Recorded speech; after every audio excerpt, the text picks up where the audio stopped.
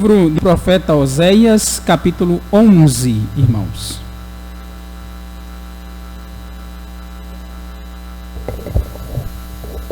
Livro do profeta Oséias, capítulo de número 11.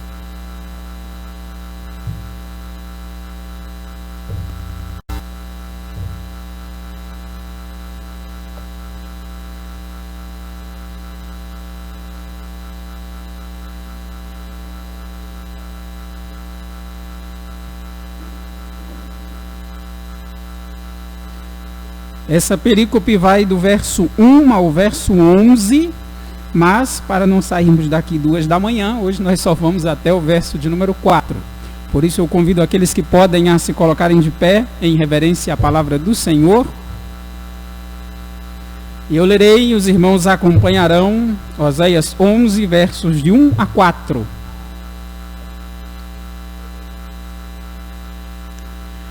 Quando Israel era menino, eu o amei, e do Egito chamei meu filho. Quanto mais eu o chamava, tanto mais se iam da minha presença. Sacrificavam a Baalins e queimavam incenso às imagens de escultura. Todavia eu ensinei a andar a Efraim. Tomei-os nos meus braços, mas não atinaram que eu os curava. Atraí-os com cordas humanas, com laços de amor. Fui para eles como quem alivia o jugo de sobre as suas queixadas, e me inclinei para dar-lhes de comer. Vamos orar. Senhor Deus, Pai nosso, mais uma vez, Senhor, nós nos colocamos diante da Tua palavra que é viva, que é eficaz, que é mais cortante do que qualquer espada de 2 gumes. Nós, por outro lado, Senhor, somos pecadores. Somos falhos, temos ainda uma natureza pecaminosa que nos impele a pecar. Temos ainda uma natureza corrupta com a qual precisamos lutar. E por isso, Senhor, estamos tão longe de ser aquilo que deveríamos ser. Por isso, tem misericórdia de nós, Senhor. Tem misericórdia do Teu povo reunido aqui essa noite. E nos concede a graça de crer e a capacidade para compreender. Nos dá o privilégio, Senhor, de ouvir a Tua santa e poderosa voz, de saber que hoje o Senhor fala conosco, fala comigo, fala com cada um aqui presente. Estende a Tua graça, meu Pai, sobre a vida de cada um e derrama sobre nós da Tua misericórdia. Nos dá o privilégio de ouvir a Tua voz. É em Cristo que nós te oramos. Amém? Podeis assentar. Esse capítulo, queridos, é, sem dúvida, um dos capítulos mais bonitos do Velho Testamento, para você ter uma ideia. É conhecido como assim, um dos capítulos mais belos de todo o Velho Testamento. Porque nesse capítulo Israel não é tratado como uma esposa, como tinha sido anteriormente, como uma esposa infiel, rebelde e traidora. Mas nesse capítulo Israel é tratado como um filho de Deus. Como um filho que, embora rebelde, desobediente, teimoso, é tratado com amor, com carinho e com cuidado por seu pai. É por isso que esse capítulo é tão belo, porque com figuras de linguagem, com metáforas, o salmista descreve, aliás, o profeta descreve o amor de Deus para com Israel. Descreve o cuidado de Deus para com seu filho. Ele chega a falar que os sentimentos de Deus estão comovidos, que Deus está com o seu coração partido por causa da rebeldia do seu povo, no verso 8. Que Deus está pensando em uma maneira de livrar Israel da grande tragédia que o aguarda. É verdade, corremos o risco de entender errado esse capítulo, de entendermos Deus como um pai sentimental, como um pai governado pelos seus sentimentos. Mas tanto o profeta Oséias como o próprio Deus estão dispostos a correr esse risco, para que nós não nos esqueçamos do principal. Não nos esqueçamos que Deus é o único e verdadeiro Pai amoroso. É em Deus que a palavra Pai encontra toda a sua plenitude, todo o seu significado. O maior risco que corremos é valorizarmos pouco o amor de Deus. minimizar o amor de Deus, ou julgar o amor de Deus como pai, como julgamos o amor de um pai para com um filho terreno, nos esquecendo que os pais humanos são pecadores, enquanto que o amor em Deus é perfeito. Porque os pais humanos são pecadores, é por isso que às vezes eles não são bons como deveriam ser, ou são negligentes quanto a corrigir e disciplinar seus filhos. Deus, como um pai, é o exemplo perfeito para todos os pais aqui presentes. Um pai que ama, um pai que cuida, um pai que protege e um pai que disciplina. Em uma teologia fria como a nossa, queridos, é difícil enxergar Deus como um pai dessa maneira. É difícil enxergar Deus como um pai perfeito e absoluto. Um pai que é bom e misericordioso, mas que ao mesmo tempo é um pai que corrige o seu filho e corrige os seus filhos rebeldes com disciplina. Apesar da rebeldia, apesar da teimosia de Israel, Deus o tratou como filho. Por isso, exporemos esse texto hoje a partir do seguinte tema. Ouçam bem. O Senhor demonstra seu amor gracioso por seu povo. Repitam comigo: o Senhor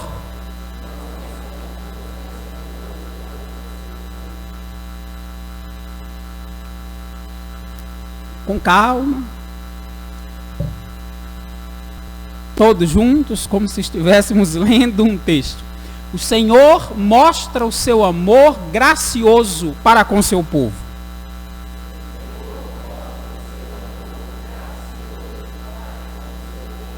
Veja como melhorou.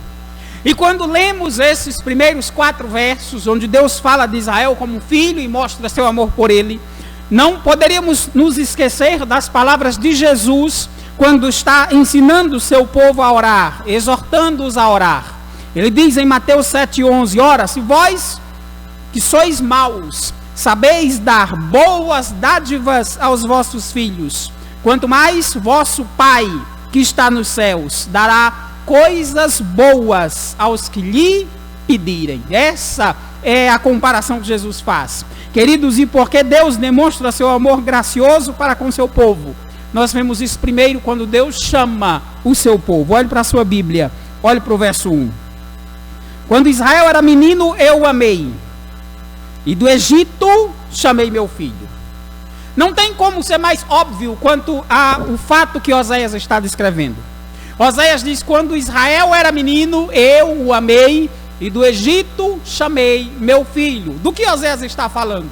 Ele está falando de quando Deus chamou a Israel do Egito.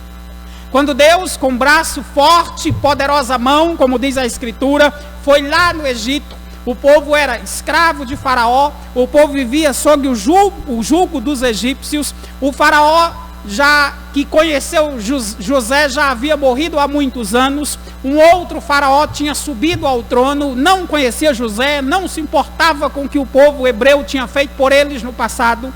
E o resultado é que eles oprimiram o povo de Israel com dura servidão. E Deus, diz a Escritura, lembrou-se da sua promessa a Abraão, Isaque e Jacó. E Deus, com braço forte e poderosa mão, praticamente devastou o Egito com 10 pragas. E o povo de Israel saiu não só a pés enxutos, seguros e saudáveis, atravessando o Mar Vermelho, como ainda levaram riquezas e tesouros do Egito. É disso que Oséias está falando. Quando Israel era menino, ou seja, quando Israel não era uma nação perfeita, quando Israel estava nascendo como povo, quando Israel ainda era muito pequeno quanto país, quanto nação, comparado com os outros povos, eu o amei. Quando Israel era menino, eu o amei, e do Egito chamei meu filho. Queridos, o que chama a atenção é que chamar Israel de menino é chamá-lo aqui de criança pequena, de um menino imaturo, impotente, incapaz de lidar com as responsabilidades da vida adulta, incapaz de se sustentar por conta própria, de andar sozinho, de viver sozinho. E aqui a metáfora é Deus como um pai que ama e que cuida de um filho muito pequeno. E como foi que Deus chamou esse filho? A figura que o Senhor diz é que aquilo que você lê em Êxodo, você tem que enxergar Deus como um pai tirando um filho pequeno do sofrimento. Deus, como um pai, chamando um filho pequeno que está sofrendo e que está sendo oprimido. Ele diz: chamei meu filho. Essa palavra, queridos, descreve o relacionamento íntimo que o povo de Israel deveria ter com Deus, o relacionamento entre pai e filho, mas também o senso de responsabilidade que esse relacionamento deveria trazer, um sentimento de respeito, de honra e de obediência para com seu pai. Assim, Israel deveria entender que Deus era o seu pai, devia sentir-se à vontade no seu relacionamento com Deus, mas também deveria honrá-lo, respeitá-lo e adorá-lo. Também deveria se comportar como um filho obediente. Esse verso é muito profundo, queridos, quando trata de quem é Israel e de quem é Deus. Israel é um país pequeno. Israel é um povo nascendo. Israel ainda é simplesmente os descendentes de Abraão, de Isaac e de Jacó, porque ainda não tem rei, ainda não tem terra. Eles estavam lá no Egito, mas Deus os chamou de seus filhos.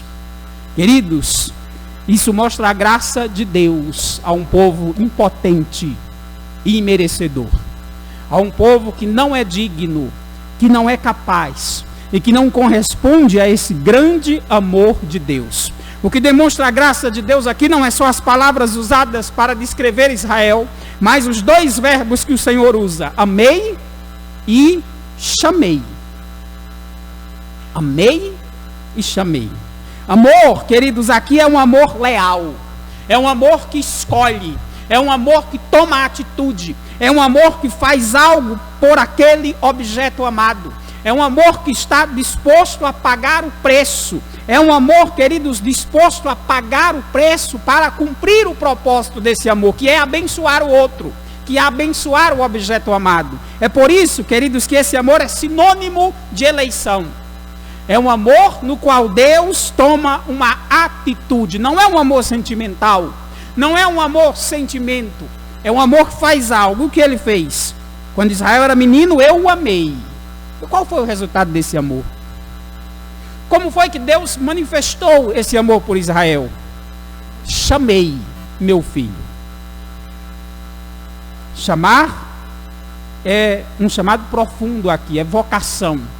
É convocação, é ir buscá-lo. E foi isso que Deus fez. Quando os hebreus ouviam isso, quando o povo de Israel ouvia isso, eles se lembravam do que estava em mente. Deus os amou lá, debaixo da opressão do Egito. Deus os amou lá, quando Abraão, Isaac e Jacó já estavam mortos. Deus os amou lá, quando José era simplesmente uma pilha de ossos que ainda estava no Egito. Deus os amou lá, quando eles não tinham ainda as prerrogativas para cultuar a Deus da maneira correta. Estavam no Egito. Estavam ainda debaixo dos falsos deuses do Egito. Estavam apenas se lembrando do que os Abraão, Isaac e Jacó haviam dito, porque eles não tinham sequer a Bíblia. Quem escreveu foi Moisés. Então eles estavam lá, atolados na idolatria, com uma simples tradição oral sobre Abraão, Isaac e Jacó, sem um versículo sequer escrito. E Deus os amou. É graça, é favor imerecido. E o chamou. Não só o chamou, como usou Moisés para tirá-lo do cativeiro.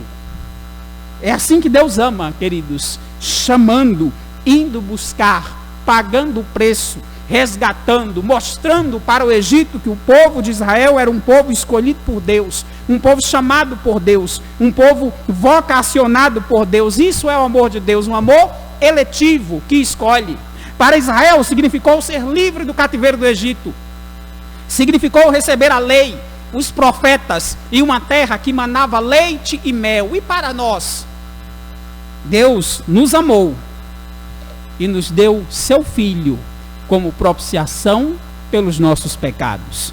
Paulo diz: Deus prova o seu próprio amor para conosco, pelo fato de ter Cristo morrido por nós, sendo nós ainda pecadores. É assim que Deus prova o seu amor. Deus provou o seu amor por Israel quando Israel era idólatra no Egito. Deus provou o seu amor por Israel quando Israel não tinha as escrituras, quando Israel não tinha profeta, não tinha sacerdote, não tinha rei. Deus provou o seu amor por Israel, destruindo o país mais rico e mais poderoso do mundo na época, por causa de Israel.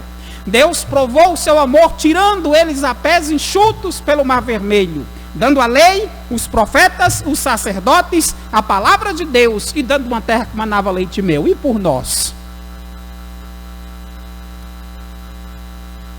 Deus nos deu a maior de todas as provas, maior do que qualquer coisa que ele já tivesse dado a Israel. Deus prova o seu próprio amor para conosco, pelo fato de ter Cristo morrido por nós, sendo nós ainda pecadores. Tem um hino que me incomoda, irmãos. O melhor de Deus ainda está por vir. É uma blasfêmia esse cântico. É uma blasfêmia.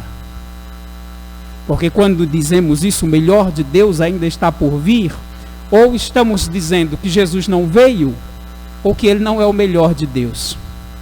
E ele é o melhor. E ele já veio. Deus provou seu amor por nós, nos dando o melhor que Deus tinha, o seu próprio Filho. Quando fala do amor de Deus, João diz: porque Deus amou o mundo de tal maneira que deu o seu Filho unigênito para que todo aquele que nele crê não pereça, mas tenha a vida eterna. O que motivou Deus a dar seu Filho? O seu amor. É assim que Deus ama. O amor é prático. O amor é atitude. O amor é demonstrado com atitudes práticas e concretas. Foi isso que Deus fez com Israel. É isso que Deus fez por nós. Queridos, Deus demonstra seu amor gracioso por seu povo. Mas que pena que o povo é ingrato. Que pena que o povo não reconhece o favor do Senhor e nem lhe adora por isso. O povo responde com rebeldia e idolatria. Olhe para a sua Bíblia. Olhe para o verso 2.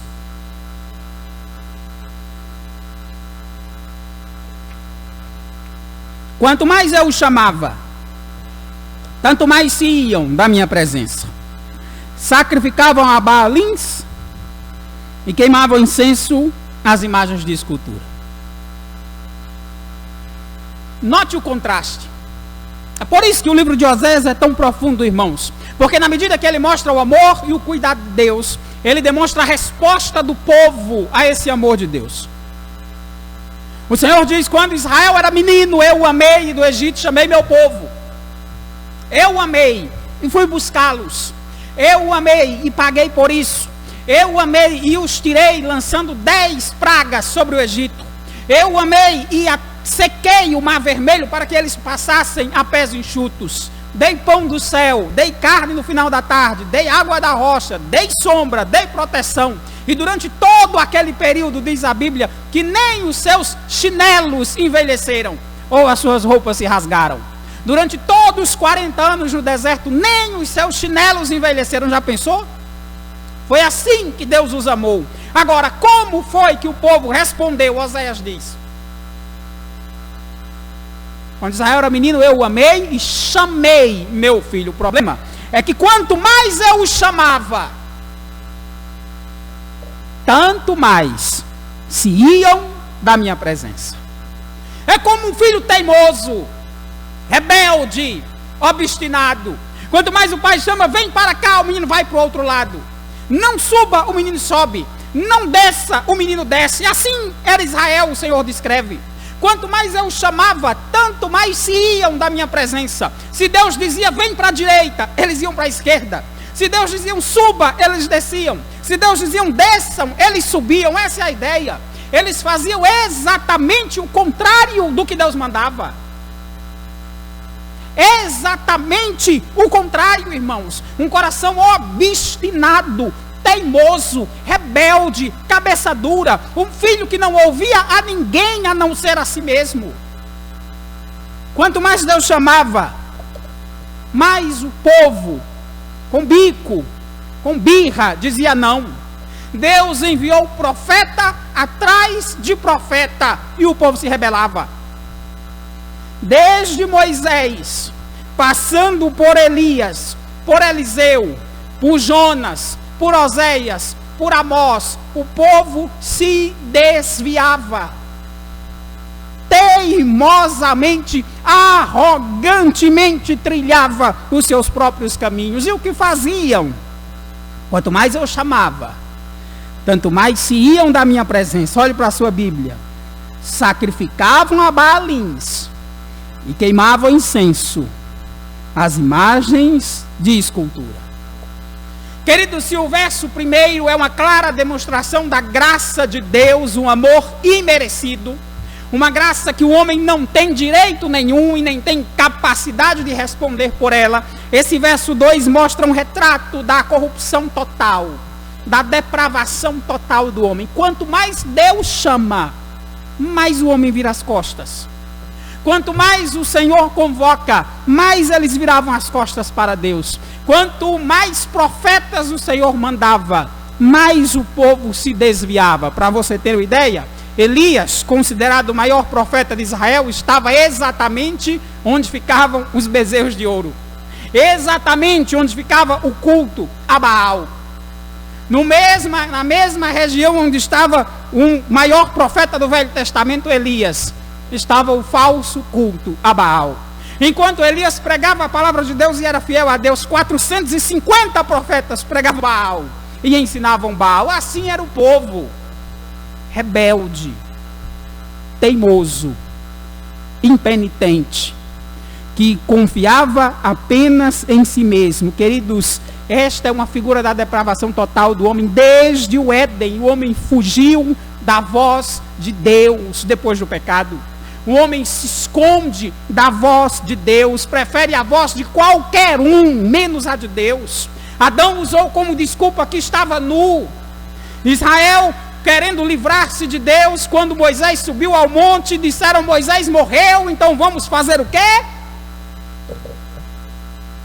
Vamos fazer um bezerro de ouro. Assim é o homem.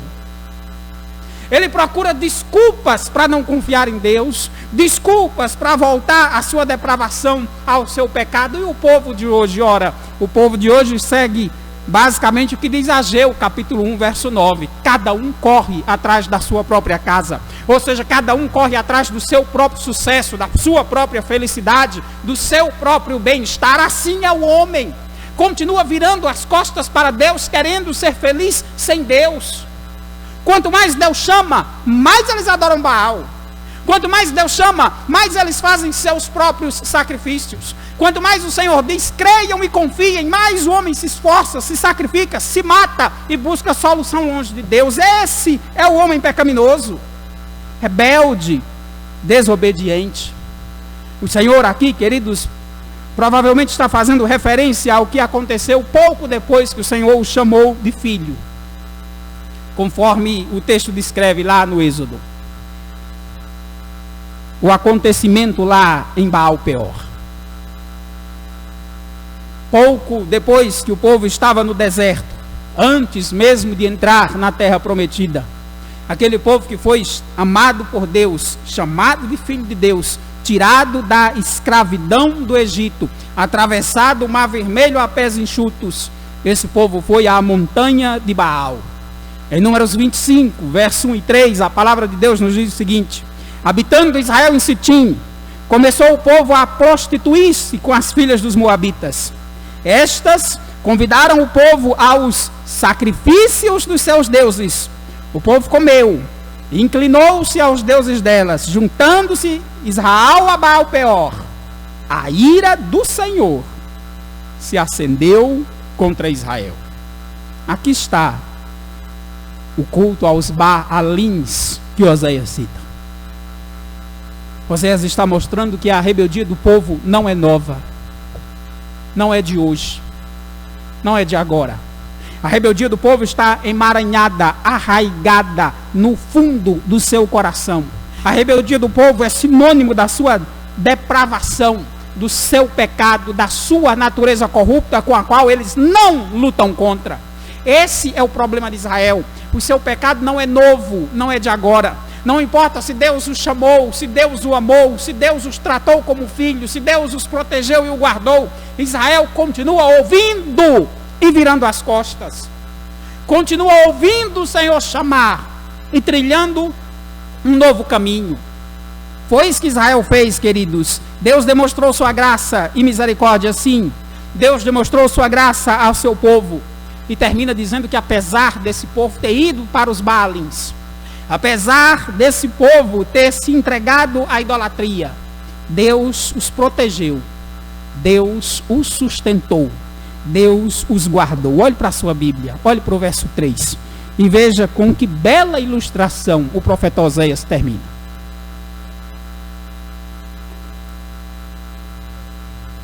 Todavia eu ensinei a andar a Efraim, tomei-os nos meus braços, mas não atinaram que eu os curava. Até aqui, por enquanto. Veja e lembre-se da ilustração inicial, da ilustração que a própria Bíblia faz. Essas são as melhores de se usar, porque é a Bíblia que faz. Deus é o pai, Israel é a criança pequena. Deus amou e chamou esse filho, tirou ele do sofrimento, tirou ele da escravidão. Ele era uma criança pequena, imagine só, mas já era escrava, já era oprimida, já sofria. Deus foi lá, destruiu os opressores, trouxe Israel como filho para si. O problema é que quanto mais Deus chama, mais o menino vira as costas. Quanto mais Deus ensina, mais ele se rebela. Quanto mais Deus abençoa, mais ele peca. Mas mesmo assim, na rebeldia, na idolatria e no pecado, o Senhor diz: todavia eu ensinei a andar a Efraim. Note, Israel faz o que no verso 2? Olhe para a sua Bíblia. Sacrificam os Baalins e queimam incenso às imagens de escultura. Mas quem ensinou eles a andar? Quem ensinou essa criança que já é idólatra, sem saber nem andar ainda? Quem foi que ensinou a andar? Eu, diz o Senhor, ensinei eles a andar. A imagem aqui, queridos, é de um pai segurando na mão de uma criança, nas duas mãos, ensinando ela a caminhar, levantando, ensinando ela a dar os primeiros passos. Eles adoraram Baal, eles sacrificaram as imagens de escultura, mas quem os ensinou a andar foi Deus. Quem fez deles uma nação foi Deus. Quem os abençoou foi Deus. Quem os protegeu foi Deus. Quem os sustentou foi Deus. Eles viraram as costas, mas Deus ainda estendia a sua mão para aquele povo. Até aqui, Deus ainda estendia a sua mão para aquele povo. Eles viraram as costas, estão agradecendo a Baal, estão louvando a Baal, e o Senhor diz: quem foi que ensinou vocês a andar? Estão andando lá para a montanha de Baal, mas quem foi que ensinou vocês a andar? Queridos, olhe só como isso é profundo. Quanto mais eu os chamava, tanto mais se iam da minha presença, mas eu os ensinei a andar. Como um pai que pega o seu filho, segura nas duas mãos e vai ensinando o menino a dar um passo atrás do outro, um passo atrás do outro. Israel nunca reconheceu isso. Sabe por quê? Olhe para o verso 3 ainda. Mas não atinaram que eu os curava. Não admitiram, não reconheceram, não perceberam que era a graça de Deus que os mantinha de pé. Não perceberam que foi Deus que ensinou a andar. Na verdade é o contrário. Esse povo obstinadamente bate no peito e se recusa a reconhecer que é Deus. Se recusa a reconhecer que tudo que conquistaram é fruto da graça de Deus. Eles dizem: fomos nós, foi Baal, foi o bezerro de ouro, mas Deus ninguém diz. Eles não atinaram, ou seja, não admitem, não reconhecem, não se entregam, não abrem mão. Não reconhecem nunca que eu ensinei eles a andar. Queridos, esse povo é tão teimoso que a bênção de Deus está vindo sobre eles, e eles dizendo que não é Deus. Sabe o que é o problema? Tem muita gente assim nas igrejas hoje. Não reconhece as bênçãos de Deus, não reconhece o favor de Deus, não reconhece a misericórdia de Deus, e há quem ainda chame as bênçãos de Deus de maldição. Não atinaram, não reconheceram.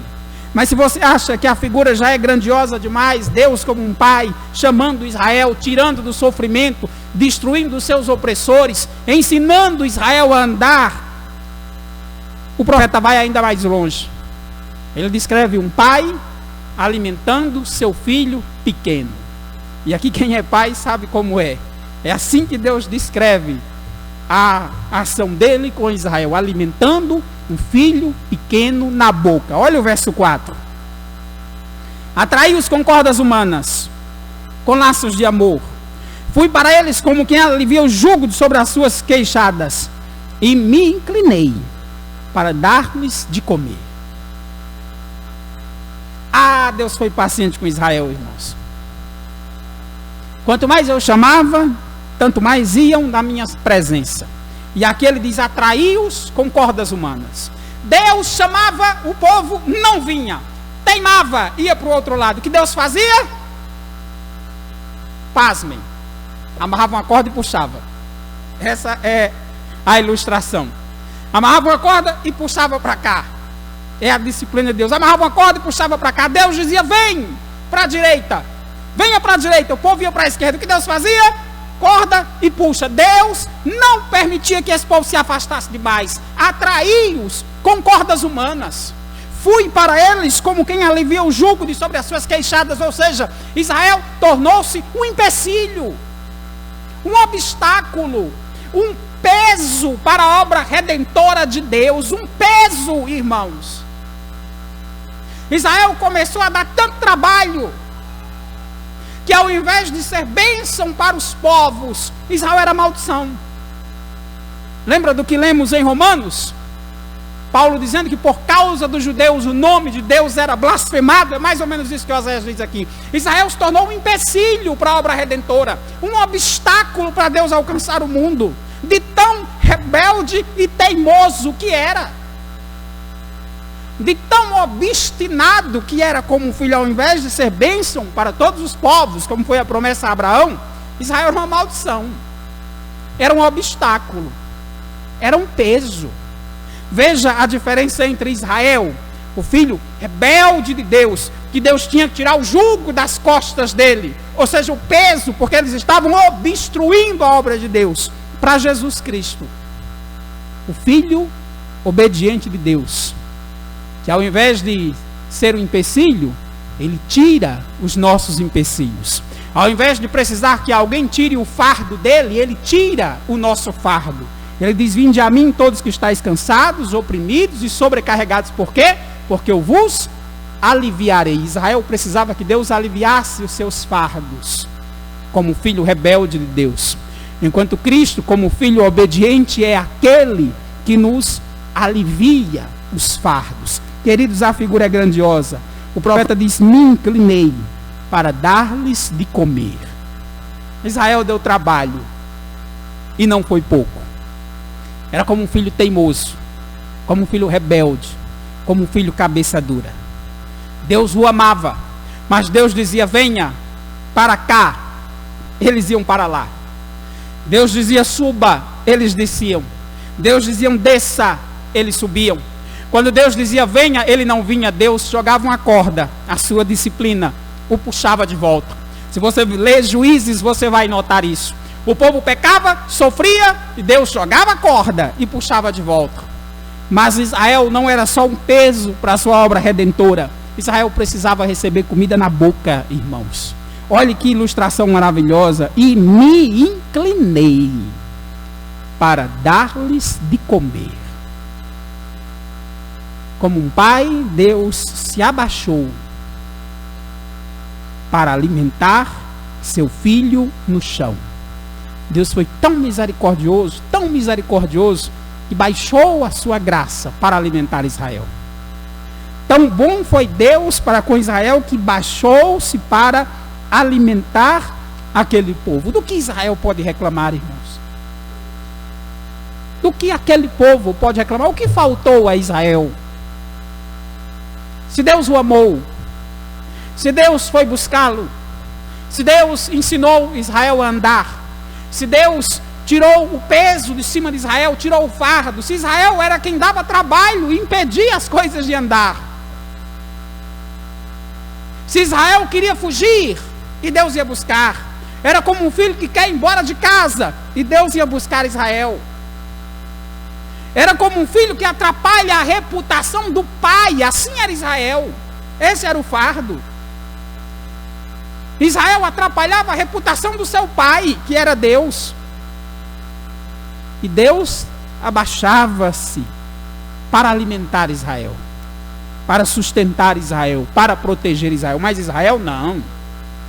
Israel não atinava que era Deus que os curava. Israel não vinha para Deus, mas ia para Baal. Não adorava a Deus, mas queimava seus incensos às imagens de escultura. O que faltou para Israel? E o que são esses primeiros 4 versos, queridos? Esses primeiros 4 versos é Deus fazendo a sua defesa do seu direito de disciplinar Israel, seu filho. Deus está demonstrando claramente que Deus tem todo o direito para disciplinar Israel, para aplicar-lhe a vara, como diz o livro de Provérbios. E ninguém pode reclamar. Deus é pai, Deus chamou Israel, Deus foi buscar Israel, Deus suportou a rebeldia de Israel, Deus os alimentava, Deus tirava o peso de Israel, e Israel ainda era instrumento para que o nome de Deus fosse blasfemado. Era um empecilho para a obra redentora. Então, nesses primeiros 4 versos, Oséias mostra e prova para aquele povo que Deus tem todo o direito de disciplinar Israel. Não faltou nada a Israel. Faltou arrependimento, faltou fé, faltou obediência. Mas quanto à bondade e o amor de Deus para com eles, não faltou nada. Como aplicaremos esses 4 versos às nossas vidas? Primeiro eu quero que você olhe o verso 1.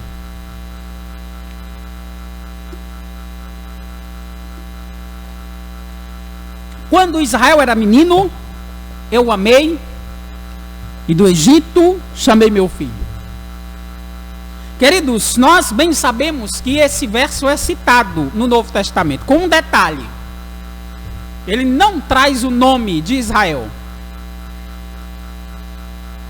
O verso 1 diz: quando Israel era menino, eu o amei, e do Egito chamei meu filho. Mateus cita esse verso com um detalhe significativo.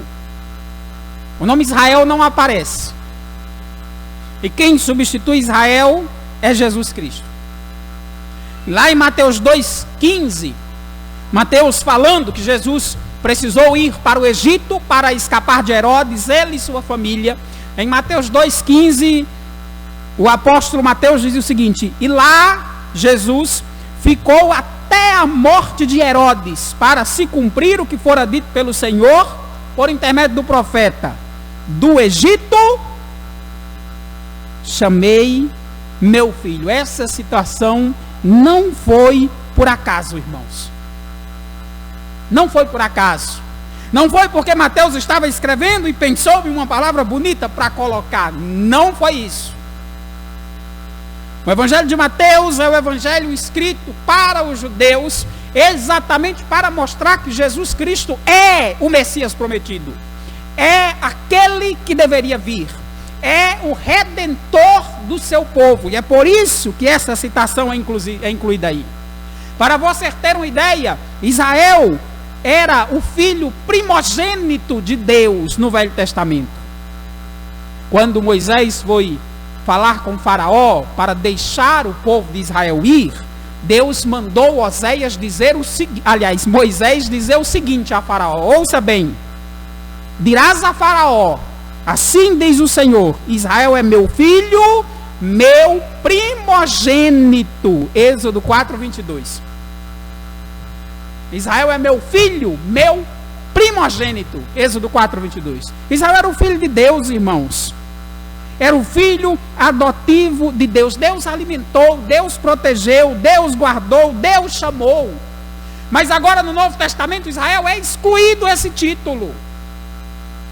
O filho de Deus é outro.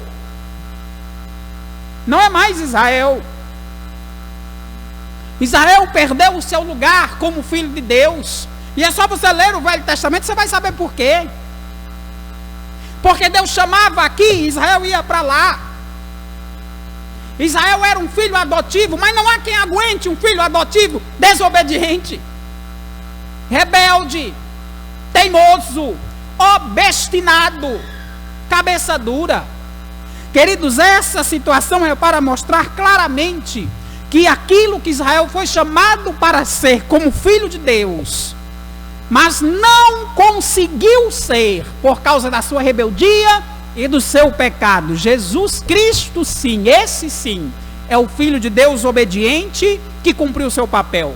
Israel deveria ser uma bênção para todos os povos, mas foi um empecilho para a obra redentora. Jesus diz que os líderes de Israel, os fariseus, eles até conseguiam evangelizar, eles até faziam prosélitos, ou seja, discípulos para o seguir. O problema é que quando eles faziam, esses prosélitos, esses discípulos deles, eram 2 vezes filhos do inferno. Então Israel se tornou um obstáculo para a obra redentora. Não dá para confiar a obra redentora nas mãos de Israel, porque ele é teimoso, porque ele é obstinado, porque Deus diz venha, ele vai lá. Deus diz venha, ele vai para Baal. O Senhor sustenta e abençoa, e ele não reconhece, não atina, não dá o braço a torcer. É por isso que Mateus o cita. O Filho é Jesus Cristo. Jesus é, queridos, a videira verdadeira, que Israel era a videira falsa, conforme Oséias 9 nos mostra. Jesus é o servo sofredor, que Israel tanto se lastimava de sofrer na mão dos ímpios. Mas Israel sofria por causa dos seus pecados, da sua rebeldia, da sua obstinação. Enquanto Jesus sofreu por causa dos nossos pecados. E não dele, porque ele não tinha pecado. Jesus é o Filho obediente de Deus, porque sempre ouviu a voz do seu Pai, porque sempre fez a vontade do seu Pai, enquanto Israel era um filho rebelde, que ouvia Deus chamar para um lado e ele ia para o outro. Israel tornou-se um fardo, enquanto Cristo é aquele que tira o nosso fardo, que alivia o nosso jugo, que traz descanso para a nossa alma. Queridos, nós somos o Israel de Deus. Nós que cremos em Cristo somos o Israel de Deus, porque Jesus é o verdadeiro, único, primogênito e unigênito Filho de Deus. Ele é Filho de Deus e por meio dele somos o seu povo. Tem outra aplicação que precisamos fazer e está no verso 2. Olhe para a sua Bíblia. Quanto mais eu chamava, tanto mais se iam da minha presença. Chega a ser, queridos, chega a ser cômico. Quanto mais Deus chama, mais Israel se rebelava. O povo respondeu o amor e a bondade de Deus com rebeldia, com desobediência. E eu te digo, não seja rápido para acusar Israel não, viu? Quantas vezes Deus já te chamou? Quantas vezes Deus te chama? Eu te digo, toda vez que você ouve a Escritura, ler a Escritura, Deus te chama ao arrependimento. Quantas vezes você já veio aqui e nunca entregou sua vida a Cristo, nunca arrependeu-se pelos seus pecados, nunca colocou sua fé em Cristo? Como é que você vai criticar Israel? Quantas vezes você já abriu a Bíblia, ouviu lá tal mandamento, fechou a Bíblia e pecou? Como é que você vai criticar Israel? Quanto mais Deus te chama, mais você peca. Quanto mais Deus te chama, mais você se rebela. Como você tem respondido ao chamado de Deus, irmãos? Sempre que você ouve a Escritura, Deus está te dando uma oportunidade. Deus está te chamando ao arrependimento e à fé. E eu te pergunto, como você tem respondido ao chamado do Senhor com arrependimento? Queridos, a palavra de Deus nos diz, se confessarmos os nossos pecados, Ele é fiel e justo para nos perdoar. Precisamos ouvir o chamado do Senhor e nos arrepender, porque o perdão do Senhor é o que nos faz aceitos na sua presença. Deus nos chama. E Ele te chama. Ele te chama mais uma vez ao arrependimento e à fé. Tem outra aplicação que precisamos fazer, irmãos. E essa é mais particular a pais, a mães e a filhos. Deus era o pai de Israel. Israel era o seu filho. E Israel era rebelde, teimoso, obstinado, cabeça dura. Deus chamava Israel para o outro lado. Mas Deus não deixava Israel se afastar. Atraiu-os com cordas humanas. Isso é sinônimo de disciplina. Corda, laça e puxa. Laça e puxa. Ah, não vem não. Venha Israel, não, eu vou para Baal, vai, tá certo. Laça e puxa. Leia Juízes e você vai descobrir do que eu estou falando. O povo afastava-se de Deus, caía no pecado. Disciplina, 18 anos de escravidão, 40 anos de escravidão, 30 anos de escravidão. Laçou e puxou. O povo chorava, se arrependia, pedia perdão e voltava. Pecava de novo. Disciplina, 18 anos de escravidão, 30 anos de escravidão, até se arrepender. Disciplina.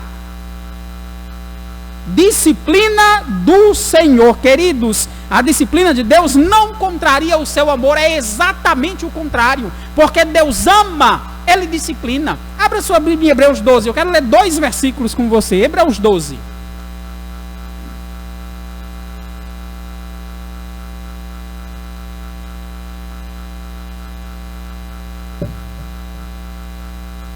Hebreus 12.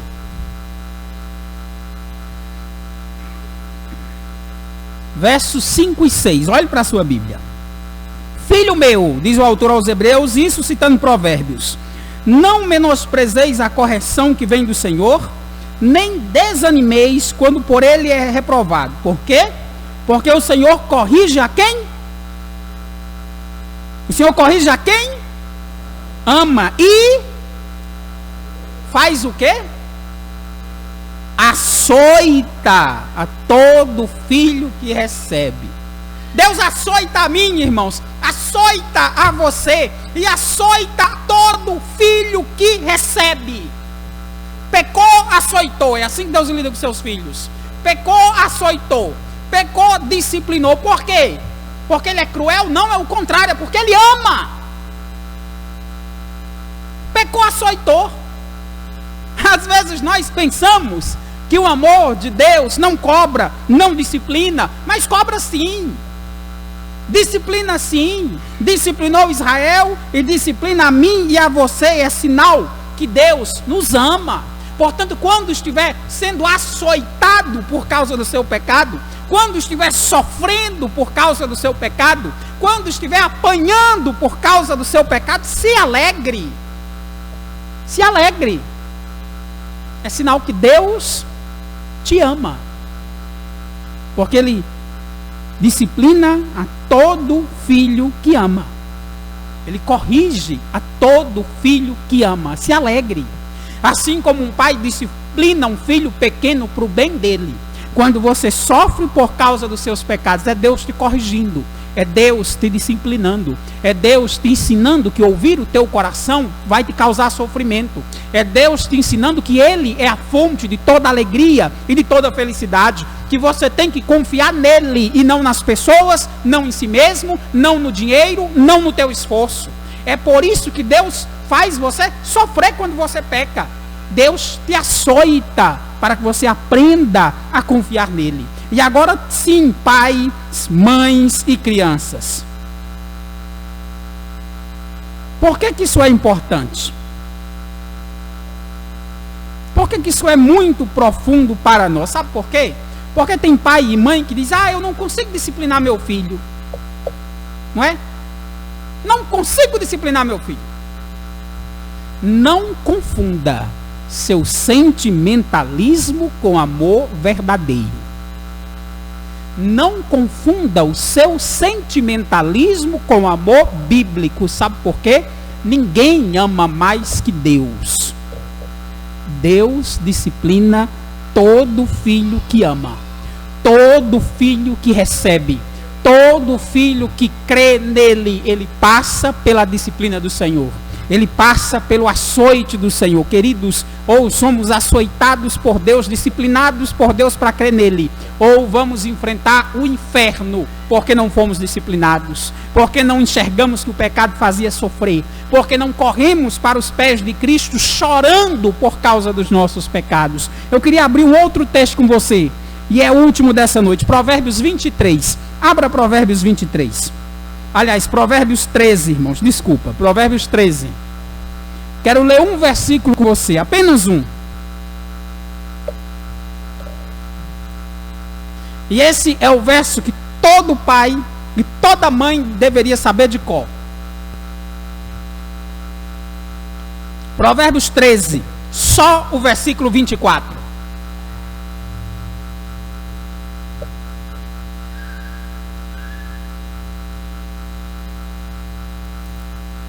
Sempre que seu filho pecar, você devia lembrar desse versículo. Sempre que você pensar, eu não tenho coragem de disciplinar meu filho, você devia olhar para esse versículo. Provérbios 13, 24. O que retém a vara, faz o quê? Aborrece o seu filho. Ou seja, quem não disciplina, por que não disciplina? Porque não ama o suficiente para discipliná-lo. É por isso que Deus disciplina. Deus ama o suficiente. Quando nós não disciplinamos nosso filho, é porque nós o aborrecemos, ou seja, nós o desprezamos. Nós não estamos preocupados com o seu futuro. Nós estamos mais preocupados em não ter que enfrentar o tormento dele chorando na nossa frente.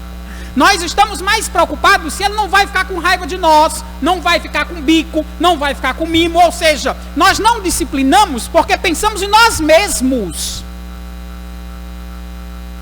Nós amamos mais a nós do que os filhos. É por isso que não disciplina. Quem retém a vara aborrece o seu filho, ou seja, o despreza, o rejeita, ama mais a si mesmo. É por isso que retém a vara. Um pai e uma mãe que não disciplinam os seus filhos é porque não os ama o suficiente.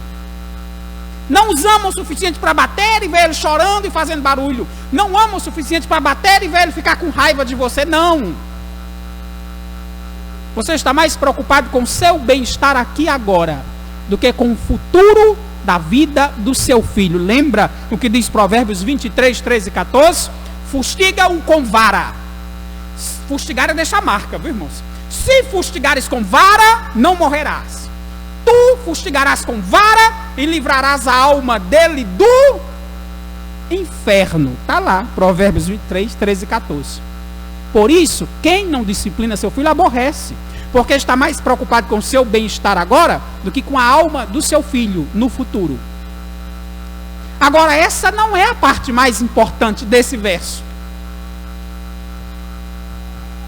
Sabia disso? A parte mais importante é o final. Olhe para o versículo de novo. Quem retém a vara aborrece seu filho, mas o que o ama, o que é que acontece com quem ama o filho? Cedo o disciplina. A pergunta que o sábio responde é: qual é a idade para disciplinar um filho? Cedo. Pecou, disciplinou. Cedo, essa é a expressão mais importante desse verso. É o advérbio de tempo, cedo. Quem o aborrece, não disciplina de jeito nenhum. Aliás, quem não disciplina de jeito nenhum é porque não ama. Agora, qual é a forma correta de disciplinar? Cedo. Pecou, disciplinou. Pecou, disciplinou. Queridos, quem não disciplina cedo vai ter dificuldade em disciplinar tarde. Quem não disciplina cedo, não disciplina quando for mais velho, quando for adulto. À medida que a criança cresce, mais difícil fica a disciplina. Quem se recusa a disciplinar o primeiro pecado, o primeiro tapa na cara da mãe, a primeira vez que birra e chora e se esperneia porque não quer mexer nisso, não se engane. Não vai disciplinar quando for adulto. Qual é a idade para disciplinar? Pecou, disciplinou cedo, diz o sábio. Discipline seu filho, irmãos. Demonstre amor por seu filho e demonstre amor biblicamente. A maior prova que você pode dar por um filho seu pequeno, infante, é ensiná-lo nos caminhos do Senhor. É discipliná-lo, como diz a Escritura. Sabe por quê? Porque você vai afastar a alma dele do inferno. Seu filho precisa aprender de cedo que pecado é mal e causa sofrimento.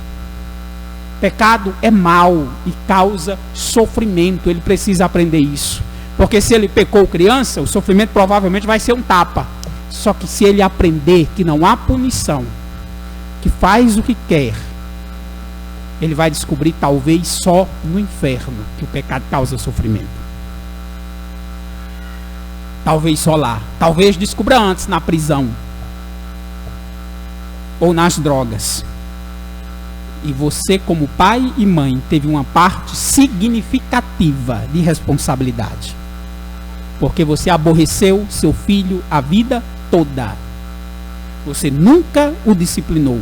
Nunca o corrigiu. Ele faz o que quer. Ele briga, se esperneia, bate a cabeça, se enfesa, morde você. Faz isso não, menino. A Bíblia diz que o Senhor fazia o seguinte com Israel. Quanto mais eu chamava, tanto mais saíam da minha presença. Tá, eu deixava eles embora. Laços de amor. Laços de amor. É assim que o Senhor chama a disciplina. Laço de amor. Deixava embora, corda nele. Até voltar. Se você ama seu filho, discipline-o. E discipline-o cedo. E discipline-o logo. Porque isso é mostrar amor biblicamente. Tem uma última aplicação que precisamos fazer, irmãos. E veja só, que Deus é pai é uma maravilha. Agora, como é que Israel é filho?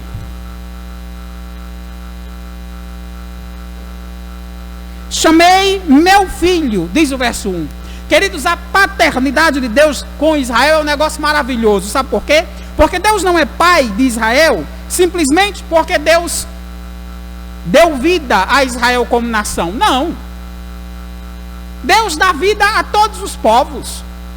Na sua graça comum é Deus que sustenta todos os povos. Deus não é pai de Israel simplesmente porque eles são descendentes de Adão. Não. Todos são. Todos são criaturas de Deus. Então não é assim que Deus era pai de Israel. Deus também não é pai de Israel, queridos, simplesmente porque Deus sustentou aquele povo, cuidou daquele povo, abençoou aquele povo. Deus cuida de todos. A Bíblia diz que Deus faz cair a chuva e o sol brilha sobre justos e injustos, sobre bons e maus. Então não é por isso que Israel é chamado de filho de Deus. E o que mesmo está ligado à paternidade de Deus para com Israel? Por que Israel era tão diferente dos outros povos e poderia bater no peito do Velho Testamento e dizer: Deus é meu pai, e ninguém mais podia? Deus mandou dizer a Faraó, ele diz a Faraó: Israel é meu filho, meu primogênito. Já pensou que privilégio? Que privilégio! Alguém ouvir Deus dizer: ele é meu filho, meu primogênito, pode mandar soltar. A que está ligada a paternidade de Deus, irmãos? Aí afora se diz: todo mundo é filho de Deus. Não, não é. Todo mundo é criatura de Deus. Filho, não. Todo mundo é filho de Deus. Como? Se Jesus diz que na época deles tinha um povo que era filho do diabo. O diabo é que é vosso pai, diz Jesus em João 8, aos escribas e fariseus. Se por um lado é um privilégio ouvir o Senhor dizendo: ele é meu filho. Imagine só alguém ouvir: o diabo é seu pai. Já pensou? Como é que Deus é pai? Queridos, a paternidade de Deus está ligada à sua aliança. Deus é pai daqueles que ele ama e chama. Deus é pai daqueles que estão em aliança com ele. No Velho Testamento, só Israel era filho de Deus. Porque só Israel foi escolhido por Deus, adotado por Deus, recebeu a aliança de Deus e devia ser bênção para todos os povos. Ou seja, Israel deveria ter sido o mediador entre Deus e o mundo. Era isso que Israel deveria ter sido. Lembra o que foi que Deus disse a Abraão? Em ti e na tua descendência serão abençoados todas as famílias da terra. Qual era o alvo? Israel era para ser uma bênção para todo o mundo, um mediador. Era isso que Israel deveria ter sido. Mas não foi. Correu para Baal, correram para o bezerro de ouro, correram para o seu próprio coração enganoso e pecaminoso, viraram as costas para a palavra de Deus, não foram esse mediador. Mas nós, queridos, pela graça de Deus, somos o povo de Deus hoje. Somos o Israel de Deus. Sabe por quê? Porque como Israel não foi o mediador que deveria ser, Deus pôs outro no lugar. Deus enviou o seu filho, não adotivo, como era Israel, mas enviou o seu primogênito, seu unigênito. Deus enviou do céu o mediador. Israel não conseguiu ser o mediador da terra para a própria terra. Foi um empecilho para a obra redentora de Deus, mas Deus cumpre as suas promessas. E enviou o seu filho como redentor para cumprir a sua obra mediadora. E sabe por que somos o povo de Deus? Em João 1, no capítulo 1, no verso 11, o apóstolo diz que Jesus veio para os que eram seus e os seus não o receberam. Aí, queridos, Israel deixou, abriu mão de ser povo de Deus. Aí Israel deixou de ser filho de Deus. Ao rejeitar Jesus Cristo, Israel perdeu o privilégio de ser filho de Deus. Deixou de fazer parte do povo de Deus. Perdeu os privilégios, a aliança com Deus.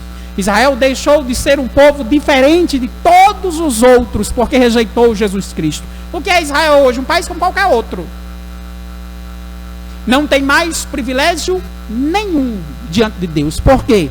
Jesus veio para os que eram seus. Era o seu povo. Era o povo de Deus.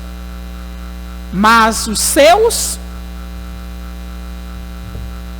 não o receberam. Mas todos quantos o receberam, todos quantos receberam Jesus Cristo, todos quantos creram em Jesus Cristo, todos quantos entregaram suas vidas a Jesus Cristo, foi o que Jesus Cristo fez? Deu-lhes o poder de serem feitos filhos de Deus. Israel deixou de ser filho de Deus exatamente porque rejeitou o Filho de Deus. Israel deixou de ser povo de Deus porque não recebeu o seu mediador. Jesus veio para os que eram seus. Israel deixou de ser povo de Deus porque rejeitou o seu Salvador. Mas todos quantos recebem a Cristo se tornam Israel de Deus, filhos de Deus, porque quem dá esse poder é Jesus Cristo. Deu-lhes o poder de serem feitos filhos de Deus. Quem? Os que têm o sangue de Abraão? Os que podem dizer que eu sou descendente de Abraão, de Isaac, de Jacó? Não. Deu-lhes o poder de serem filhos de Deus. Quem? A saber, os que creram no seu nome. Israel perdeu esse privilégio porque não creu em Cristo. Pelo contrário, no dia da sua crucificação, pediram Barrabás no lugar de Cristo. Como é que Israel é povo de Deus? Pedindo um assassino no lugar do Salvador. Como é que esse povo é povo de Deus? Se rejeitam o seu próprio Messias prometido. Mas nós o somos em Cristo Jesus. Todos quantos o receberam, deu-lhes o poder de serem feitos filhos de Deus, a saber, os que creem no seu nome. Arrependa-se. Coloque a tua vida nas mãos de Cristo. creia em Cristo de verdade, porque você também em Cristo vai ser um amado por Deus, alguém chamado por Deus, protegido por Deus, guardado por Deus, alimentado por Deus, alguém que Deus ensina a andar nessa vida, nesse caminho até chegar aos céus. Arrependa-se, creia em Cristo, porque crendo em Cristo, enquanto estiver aqui na terra, você vai pecar. Você ainda vai olhar para a Bíblia e pecar, mas Deus vai fazer com você o que fazia com Israel. Vai jogar o laço, dar-lhe a disciplina, açoitá-lo e trazer de volta. Porque você será filho em Jesus Cristo. Deus chamou Israel. Israel virou as costas. E Jesus nos chama. E chama você. Vinde, todos que estáis cansados e sobrecarregados, e eu vos aliviarei. Tomai sobre vós o meu jugo e aprendei de mim, porque sou manso e humilde de coração, e achareis descanso para a vossa alma.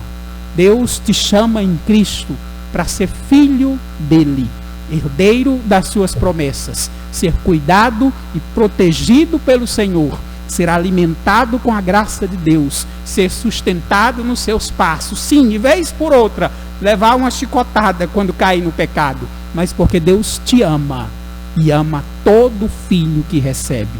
Não vire as costas para o Evangelho, não vire as costas para Jesus Cristo. Israel fez isso e perdeu o direito de ser filho de Deus. Em Cristo somos seus filhos, seu povo, herdeiros da aliança da graça. Amém, irmãos? Nesse momento, queridos, nós vamos abrir as nossas Bíblias no livro de Mateus, no capítulo de número 27, e vamos